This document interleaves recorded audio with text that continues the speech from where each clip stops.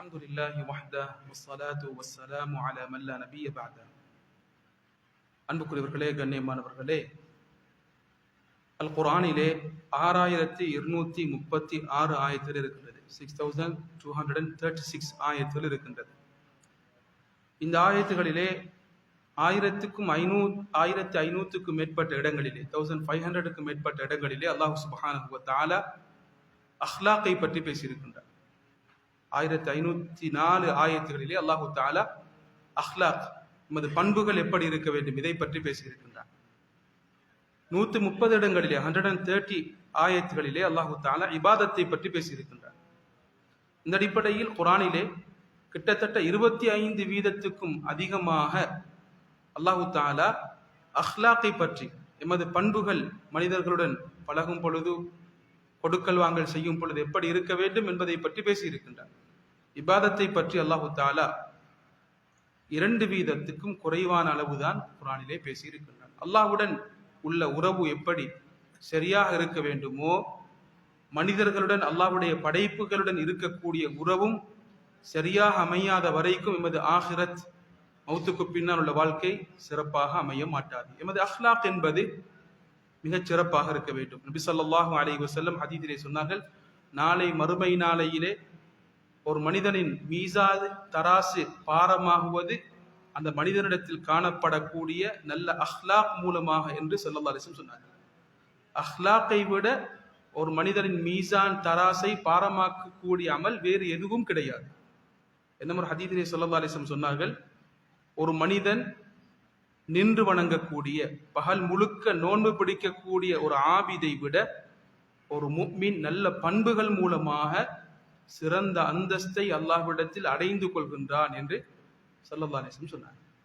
இன்றைய தினம் எமது கொடுக்கல் வாங்கல் வியாபாரத்திலே இருக்க வேண்டிய மிக முக்கியமான ஒரு பண்பை சொல்லக்கூடிய ஒரு ஹதீஸை ஞாபகப்படுத்தலாம் என்று நினைக்கின்றேன். ஸல்லல்லாஹு அலைஹி வஸல்லம் சொன்னார்கள், ரஹிமல்லாஹும் ரஜுலன், அல்லாஹ் ஒரு மனிதனுக்கு ரஹ்மத் செய்வானாக, சம்ஹன், அவர் சிறந்த பண்புடன் தாராளமான மனதுடன் நடந்து கொள்கின்றார் 3 கட்டங்களிலே. முதலாவது இதா பா, அவர் விற்றால், அவர் வியாபாரியாக இருந்து விற்றால். இரண்டாவது வஇதஷ்தரா, யாரிடமாவது இருந்து வாங்கினார். மூன்றாவது வஇதக்தபா, தனக்கு வரவேண்டிய ஏதாவது கடனை அவர் யாரிடமாலும் கேட்கும் பொழுது தாராளமான விசாலமான மனதுடன் யார் நடந்து கொள்வாரோ அந்த மனிதனுக்கு அல்லாஹ் ரஹ்மத் செய்வானாக என்று ஸல்லல்லாஹு அலைஹி வஸல்லம் சொன்னார். இந்த 3ம் கொடுக்கல் வாங்கலின் பொழுது சொல்லக்கூடிய தாராளமான விசாலமான மனதை பற்றி பேசுகின்றது. முதலாவது ஸல்லல்லாஹு அலைஹி வஸல்லம் சொல்கின்றார்கள், இதா பா, ஒரு மனிதன் வியாபாரம் செய்யும் பொழுது, யாருக்காலும் ஒரு பொருளை விற்கும் பொழுது ஒருவர் தாராளமான மனதுடன் நடந்து கொள்கின்றார், இவருக்கு அல்லாஹ் ரஹ்மத் செய்வானாக. ஒரு பொருளை விற்கும் பொழுது அந்த பொருள் எப்படிப்பட்டது என்ற அந்த பொருளுடைய குவாலிட்டியை சரியாக சொல்ல வேண்டும். இது இந்த ஹதீஸ் சொல்லக்கூடிய மிக முக்கியமான விடயம். அந்த பொருளில் உள்ள குறைபாடுகள் என்ன குறைபாடு இருக்கின்றது என்பதை தெளிவாக சொல்ல வேண்டும். ஒரு பொருளை பொய் சத்தியம் செய்து குவாலிட்டி அல்லாத பொருளை குவாலிட்டியாக நாம் மற்றவர்களுக்கு காட்டக்கூடாது.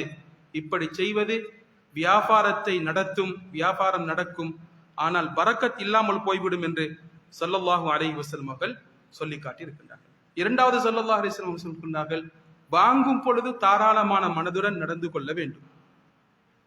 ஒருவரிடமிருந்து வாங்க போகின்றோம், எமது சிறந்த பேச்சாற்றலை வைத்து அந்த பொருளுடைய ஒரு கேபிட்டலை அவர் அடைய முடியாத அளவுக்கு, அவருக்கு நஷ்டம் ஏற்படக்கூடிய அளவுக்கு நாம் அந்த பொருளை வாங்கிவிடக் கூடாது.